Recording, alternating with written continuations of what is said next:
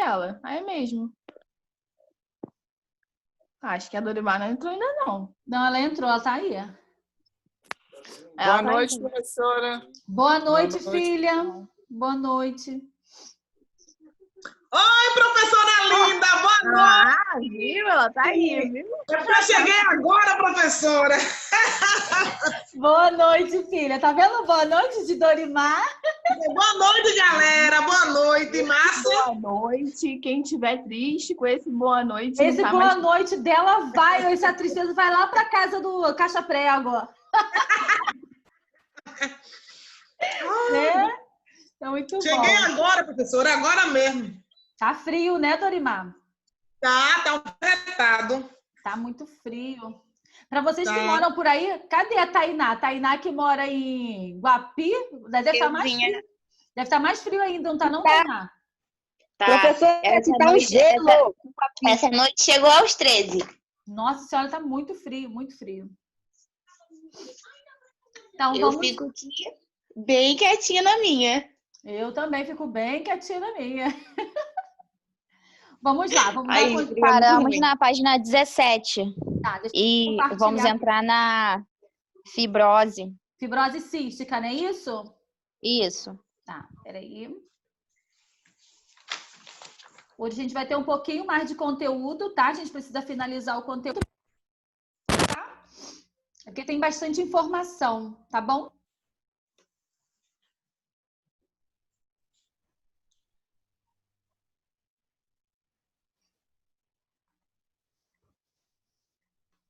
Oxi, Tá bom. deixa eu só aumentar aqui um pouquinho a tela.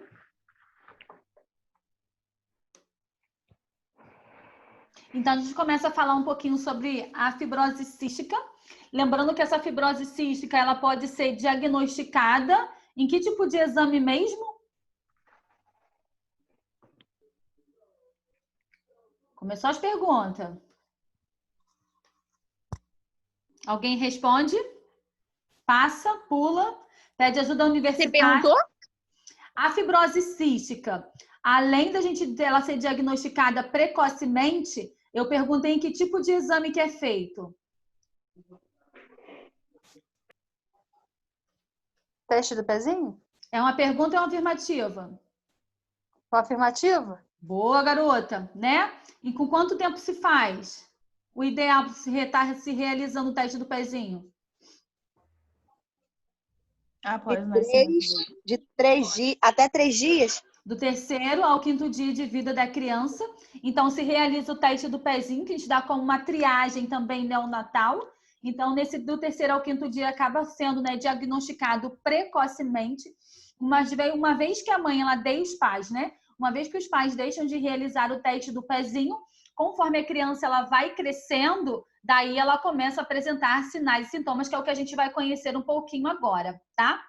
Além dela ser diagnosticada precocemente, né, que é através do teste do pezinho, quando a criança ela vai desenvolvendo, ela começa a apresentar aí uma sudorese excessiva, tá? Ela também tem uma complicação no trato respiratório, né, porque se tem uma produção de muco, então isso atrapalha a troca gasosa dessa criança, então por isso que acaba se diagnosticando, tá? É um dos fatores, né? Ela tem essa troca gasosa prejudicada, tá? E é feito através do teste do suor. Então, vamos entender só um pouquinho o que é uma fibrose cística. É uma doença genética que se manifesta em ambos os sexos. O gene sofre alterações recessivas, ou seja, é transmitida dos pais para os filhos. Então, muitas das vezes, nós pais temos a fibrose cística, mas não desenvolvemos. Então, quando a gente passa a ter um filho, então pode ser que essa criança ela tenha aí a fibrose cística, ela acaba desenvolvendo a fibrose cística, por isso que ela é genética, tá? Mas ela não necessariamente precisa ser apresentada, né, ou ter a fibrose cística, que são os pais. É responsável pela alteração no transporte de íons, que é através da membrana celular. Isso compromete o funcionamento da glândula exócrina, que produz a substância, né, que são as enzimas pancreática e o suor e o muco. Essas enzimas pancreáticas, justamente por conta, né, do pâncreas, tem essa produção dessa enzima excessiva. automaticamente, né, tem uma produção de muco no seu sistema respiratório, o qual dificulta essa troca gasosa dessa criança. E o que é característico, né, da fibrose cística é o suor. A criança, né, quando está muito calor, ela perde tanto líquido, né, que é através de são sódio, através do suor, que muitas das vezes acaba tendo uma desidratação por conta desse suor. E essa criança muitas das vezes fica aí internada por conta disso, porque ela precisa estar repondo esse sódio, tá?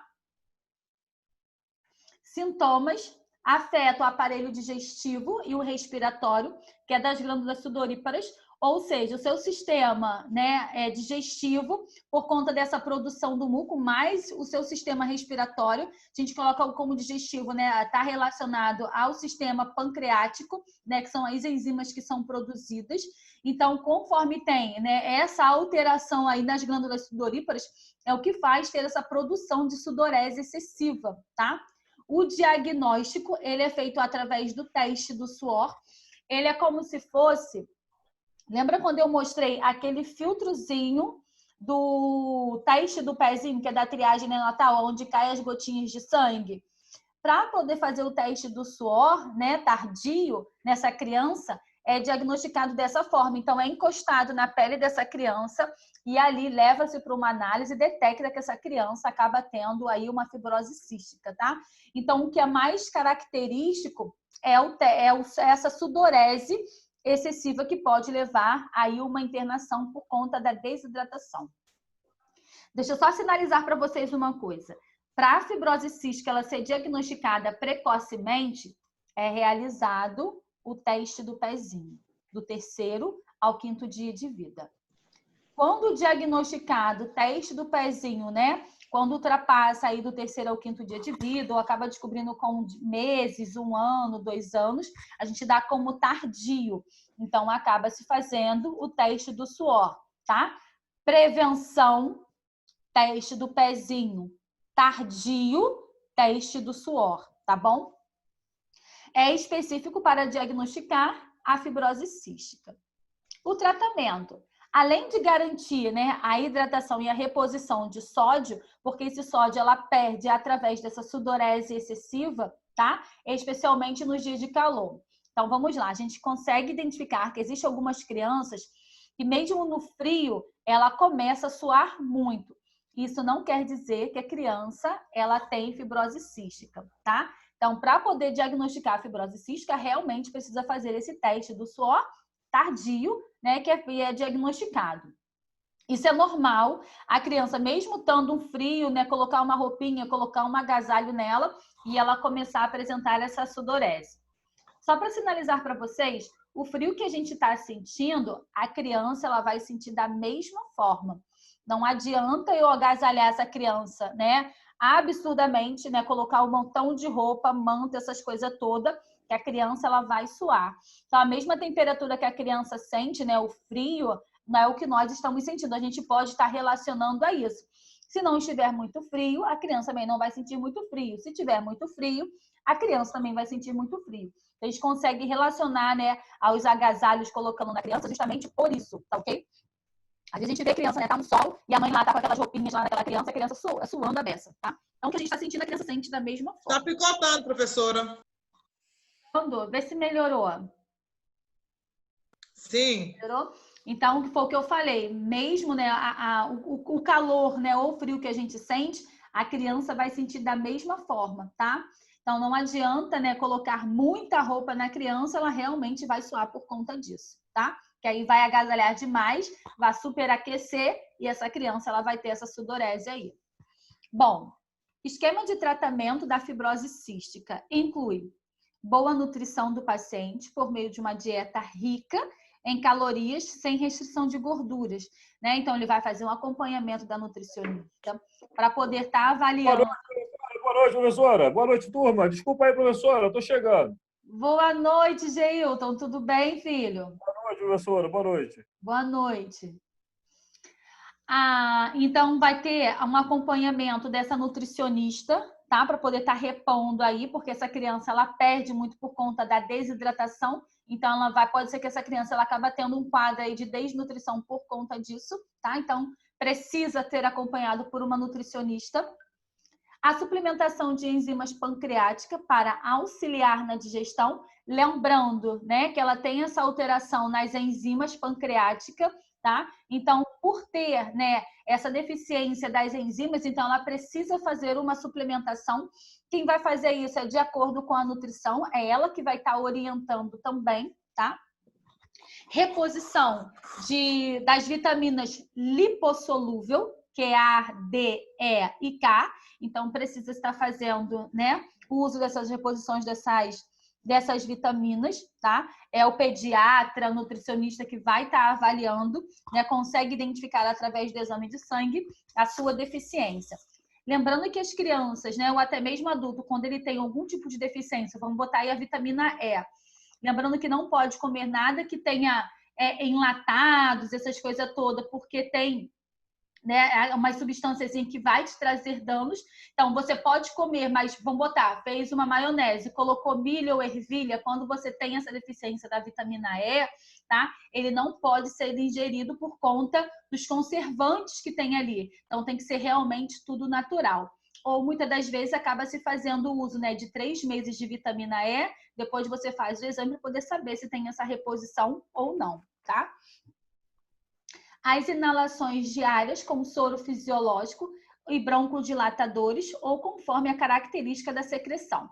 Bom, lembrando que se o seu sistema respiratório está comprometido, porque ele tem aí, né, uma produção de muco, então esse muco ele vai, né, obstruir as vias aéreas, né, ou até mesmo os alvéolos pulmonares, eles vão estar com secreções, é onde vai ter, né, aquela complicação, aquela dificuldade de fazer a hematose e mandar sangue oxigenado para todo o corpo.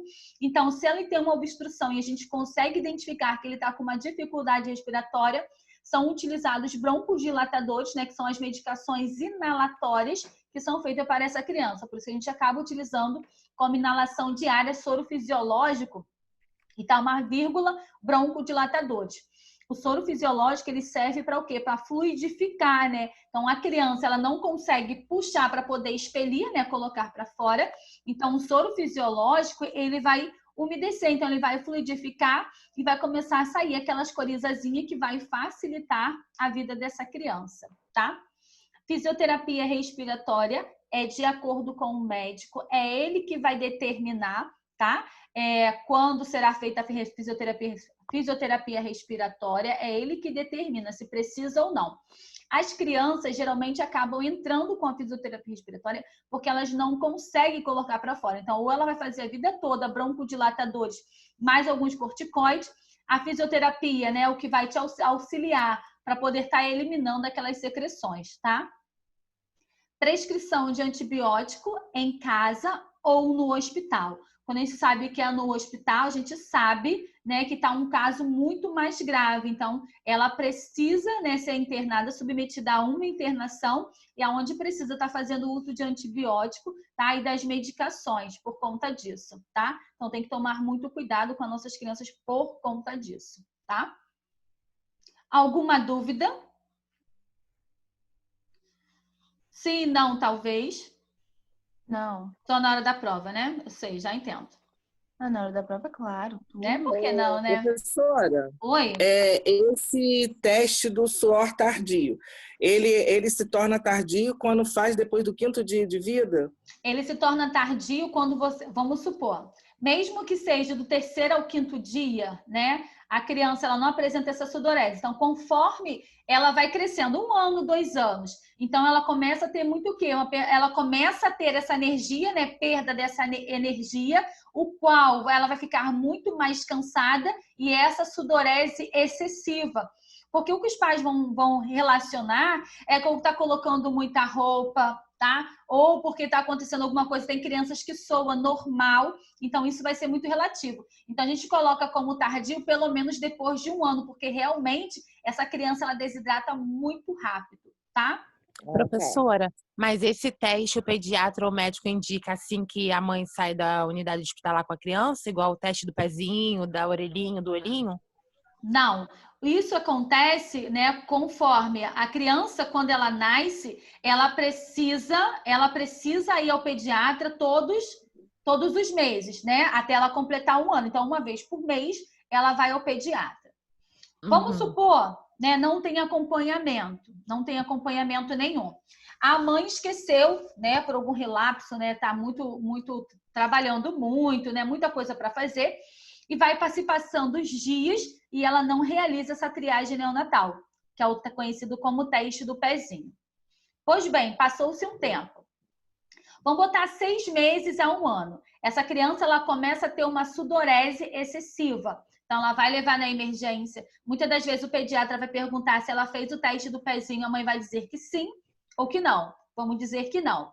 Então, por ele diagnosticar, né, que a criança, fora que o suor, né, da fibrose cística, é como se fosse um suor de quando uma pessoa ela faz uma hipoglicemia, tá? Que é uma sudorese característica de cetônico, né, que é o cheiro, o odor cetônico, e a pele acaba ficando o quê? Pegajosa. Então, ou ele vai identificar que essa criança está fazendo uma hipoglicemia, mesmo não sendo diabética, porque a glicose dela baixou demais, ou vai diagnosticar que seja o quê? Uma fibrose cística. Bom, verificou a glicemia, tá normal, tá? Então, é onde ele vai investigar que essa criança possa estar tendo o quê? Uma fibrose cística. É quando ele vai pedir, né, o diagnóstico, que é o teste do suor, para poder estar realizando nessa criança, tá? Entendi. Professora? Então, tipo assim, quando o meu filho nascer, quando eu for realizar o teste do pezinho, eu posso pedir esse teste? Então, Carol, quando você faz o teste do pezinho, já é obrigatoriamente ter a fibrose cística. A fibrose cística, ela só vai deixar de ter, né, quando você passa do 3º ao 5º dia de vida, tá? Então, o que o Ministério da Saúde ele fala como obrigatório aqui no Rio, tá? É o quê? É a fenilcetonúria e hipotireoidismo congênito, que são as 2 doenças. Elas são obrigatórias quando ultrapassa. Você esqueceu. Aí você pode pedir uma fibrose cística. Mas eu sei que você vai ser uma mãe exemplar. Entre o 3º e o 5º dia de vida, você vai realizar o teste do pezinho dessa criança. Você não vai deixar passar. Tá bom? Amém. Tá. Professora? Oi. E se essa doença não for tratada, ela oferece riscos mais graves? Ela pode trazer o óbito por desidratação, né? Tem a desnutrição. Essa criança ela pode vir a óbito por conta disso. Desidratação mata. Tá bom? Tá ótimo. Mais alguém? Adoro quando vocês fazem a pergunta. Josélia. Sinal que a matéria e a aula é muito interessante. Vai, faz a filha e fala um de cada vez. Vai, manda. Deixa eu te perguntar. E quando a criança faz o teste e eles nunca enviam o resultado? No caso, o teste do pezinho. Então, isso aí é pelo SUS, não é isso?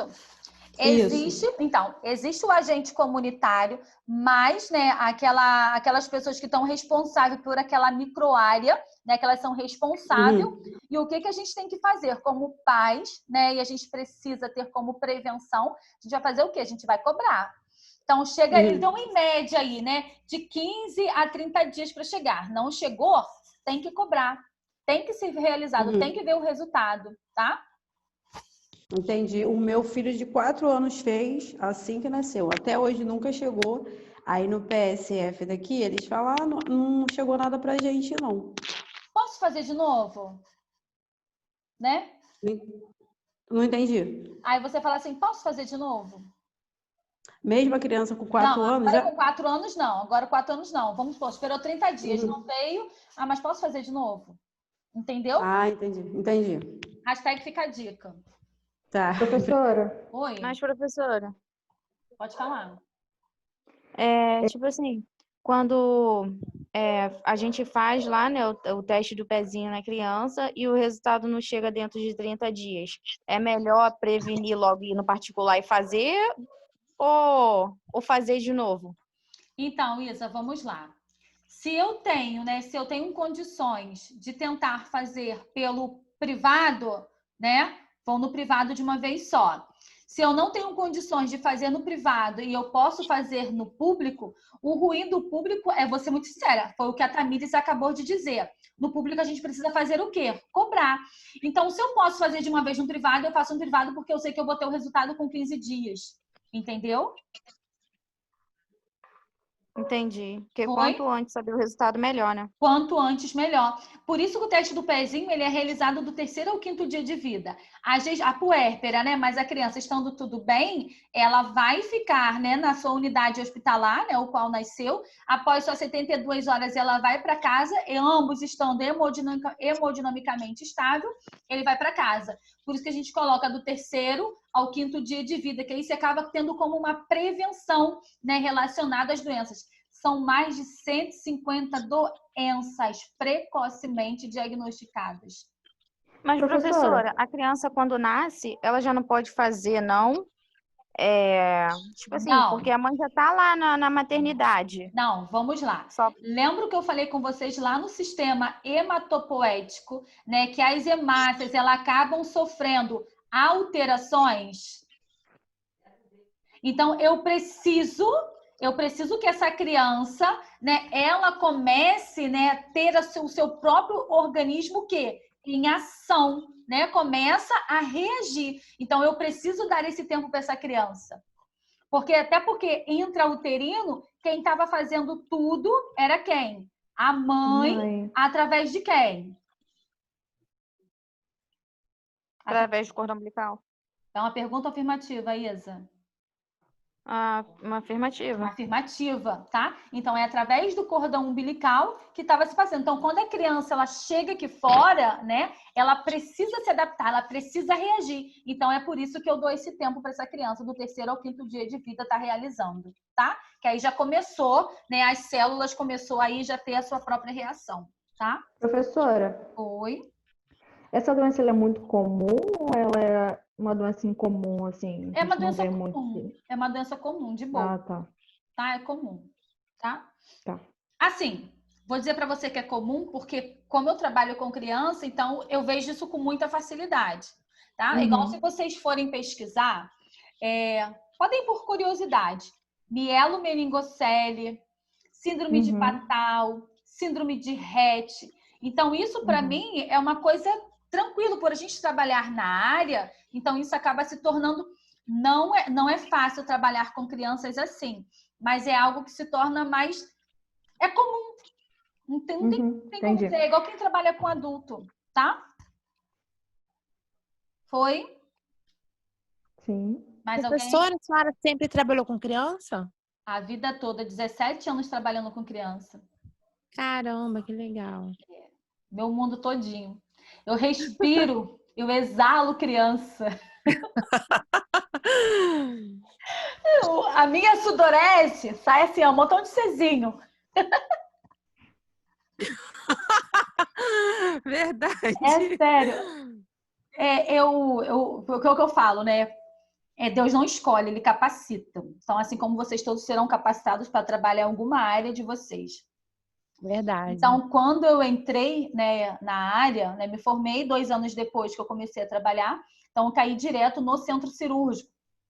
Cirurgia criança. Então, daí eu fui para emergência, fui para a sala de imunização, fui para a CME, fui para a clínica médica e por aí foi.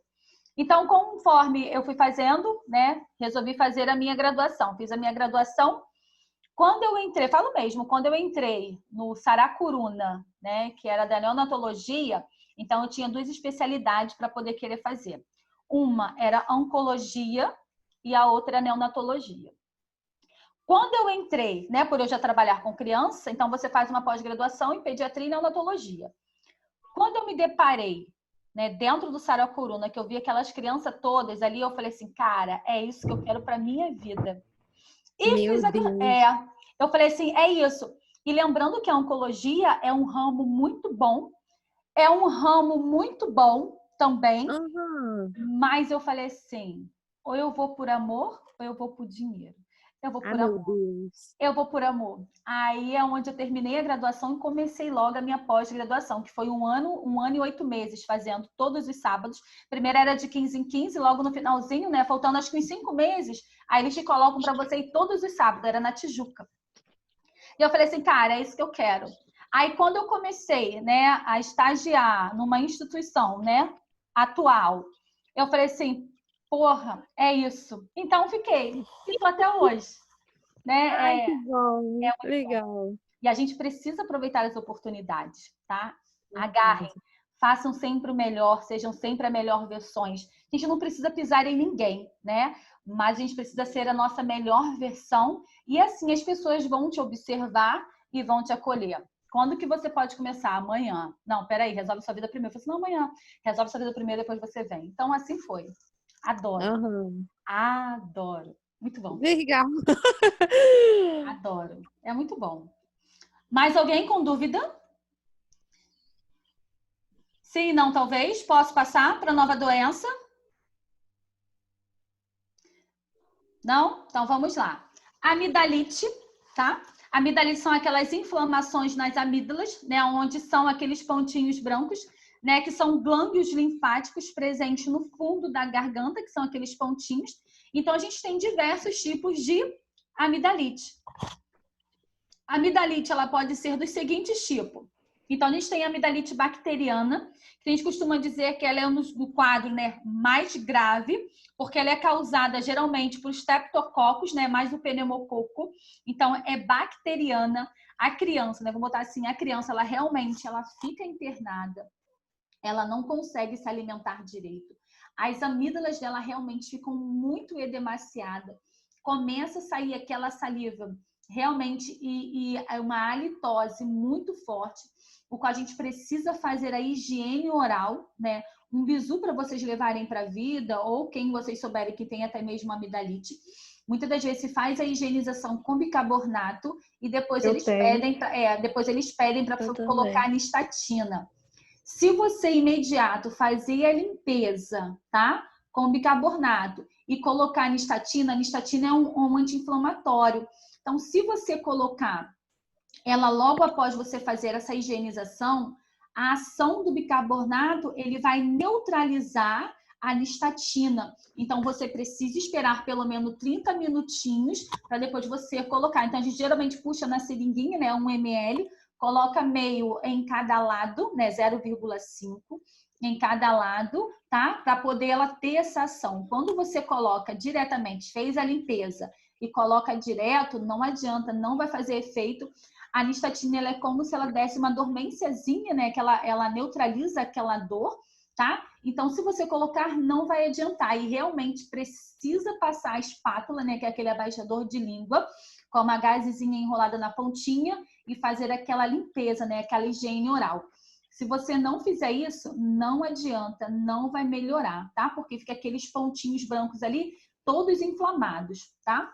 A nistatina é anti-inflamatória, né, professora? É um anti-inflamatório, um gostinho bom, mas é ela mesma, tá? Ô, professora. Mas é a mesma que a gente usa para tratamento nosso vaginal interno? Não, Chuchu, isso aí é oral. A outra é vaginal, a outra é creme. Ah, tá. Essa oral nunca vi, não. Tem uma oral, nistatina, tá? É como se fosse um xarope. Não, é um líquido parecido, né? É o quê? Não ouvi. É um líquido parecido com xarope. Isso, professora, ele é meio amarelinho. Professora. Oi? A última vez que eu me consultei, a doutora ela fez o meu tratamento com vários antibióticos. Eu fui diagnosticada na infância ainda, só que geralmente eu tenho muitas crises no ano, assim, e duram 2 semanas, por aí. Amidalite? Né?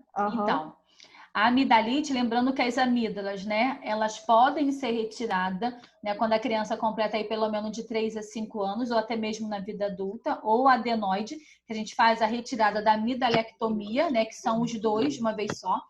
Lembrando, né, que a amidalite repetitiva, né, ela pode causar aí uma febre reumática, então isso é uma consequência das amidalites repetitivas, ainda mais se ela for bacteriana, então a gente precisa tomar muito cuidado com isso.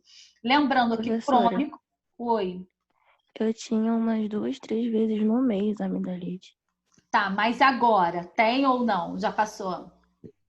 Ah, eu, tipo, cada mês assim eu fico uma vez no máximo. Tipo, agora eu tô.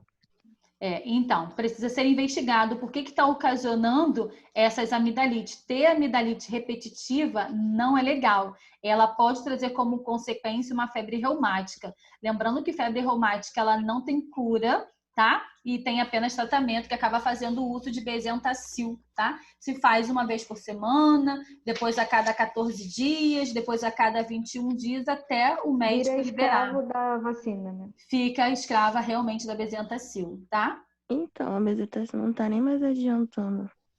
Então, precisa saber o que está acontecendo, tá? Quem que tá falando? Luara.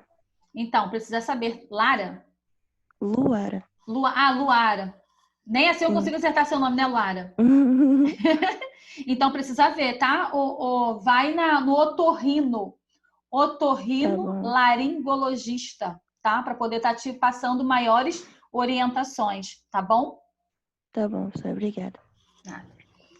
Amidalite viral, geralmente causada pelo vírus, adenovírus, né? Citamegalovírus, né? A gente costuma dizer que essa amidalite viral é aquela que mais ocasiona no período de carnaval, tá?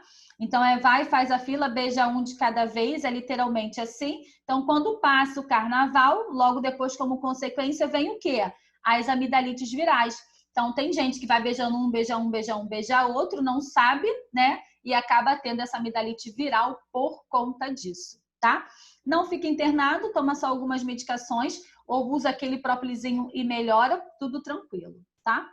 A amidalite aguda, né, é uma infecção que dura até 3 meses, pode ser essa da Lara aí, né, mais recorrente. Então, ela precisa... Luara, vou até escrever aqui, Luara, tá? Relacionada ao que a Luara acabou de falar, né, sobre o caso dela. Então, precisa realmente estar investigando isso, tá? As amidalites crônica é aquela, né, que ultrapassa aí mais de 3 meses recorrente. Então, precisa tomar cuidado por conta disso. Como acaba desenvolvendo essa amidalite crônica e você tendo essa amidalite bacteriana, é o que pode te trazer aí como febre reumática. Febre reumática, tá? Vou passar aqui. Sintomas, né? A gente tem aí essa dor na garganta por mais de 2 dias, tá? Tem a dificuldade para engolir, tá? A garganta, ela realmente fica aí eperemiada, vermelhada e até edemaciada, né? Que é com inchar, e fora que vai saindo aquela secreção ali, aquela baba, ó, ela não consegue, tá? É muito ruim pegar as crianças literalmente assim.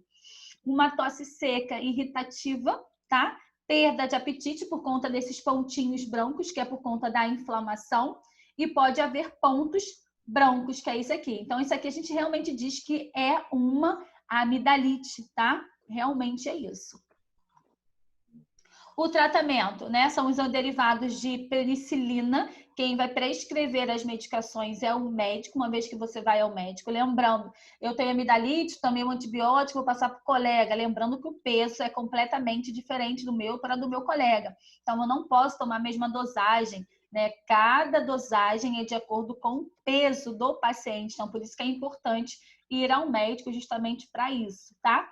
Uso de antitérmico, lembrando que são pontinhos inflamatórios que pode te levar a uma infecção, ainda mais se for uma bacteriana. Então, é utilizado aí o antitérmico, que é a primeira resposta que o corpo dá, né? É essa hipertermia, tá? E fora que você também acaba sentindo o quê? Dor. Então, quem não for alérgico acaba tomando a Novaldina, tá?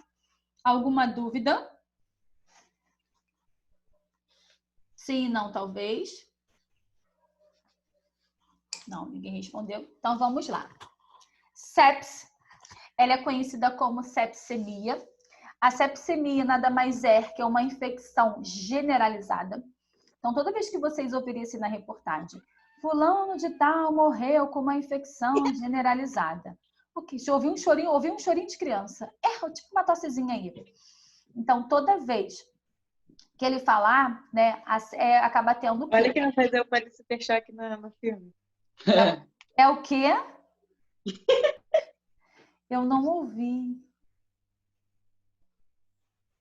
Então, toda vez que se dá como infecção generalizada, provavelmente esse paciente ele desenvolveu uma sepsemia. A sepsemia nada mais é que uma falência de múltiplos órgãos, né, aonde o paciente ele acaba não tendo mais suporte para a vida, né? É quando realmente entra em falência todos os órgãos. É entrado com um protocolo, né? Onde a gente vai marcando ali um xizinho, né? O paciente, quando ele entra em sepsemia, geralmente ele acaba indo ao óbito em 3 horas, 4 ou até mesmo 6 horas, vai depender do quadro dele. A sepsemia ela é ocasionada, né? Vem, né, através de bactérias multiresistentes, que são Klebsiella, Escherichia coli, Pseudomonas, Marsa, tá? KPC. Então, isso são bactérias multiresistentes, ou seja, elas não estão, os antibióticos que estão sendo utilizados, eles não estão surtindo mais efeito. E essa bactéria, ela acaba pegando uma resistência, o qual vai destruindo aí múltiplos órgãos.